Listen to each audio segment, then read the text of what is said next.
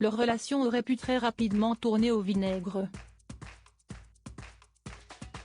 Dans les années 1980, Alain Chamfort a connu une histoire d'amour adultère avec Lio. À l'époque, il était marié, père d'une petite fille de 3 ans, baptisée Clémentine, et son épouse attendait des jumeaux.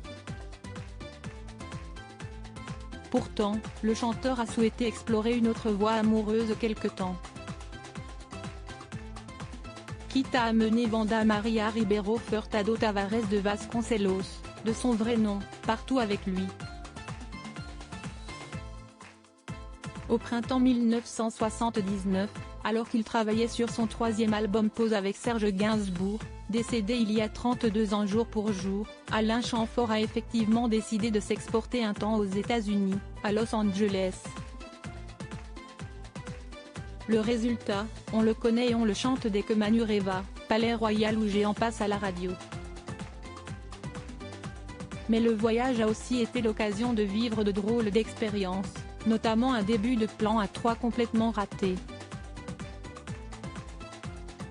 Si est ce qu'expliquait le chanteur, qui vivait son idylle, à l'époque, depuis seulement quelques semaines. Elle n'était pas très sauvage. Lio était très séduite par Serge, se souvient-il. Il était si charismatique. Enfin, si est quand même Gainsbourg. Elle n'était pas très sauvage non plus. Brillante, pétillante, elle n'avait pas froid aux yeux.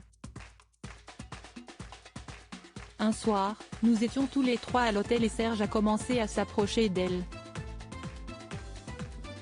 Il a été un peu lourd en lui disant, dans le cinéma, on embrasse comme ça.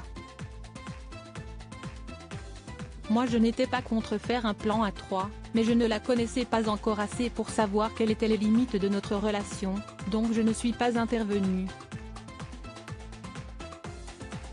Or elle n'était pas du tout d'accord et lui a hurlé dessus. Ils ne se sont pas quittés fâchés.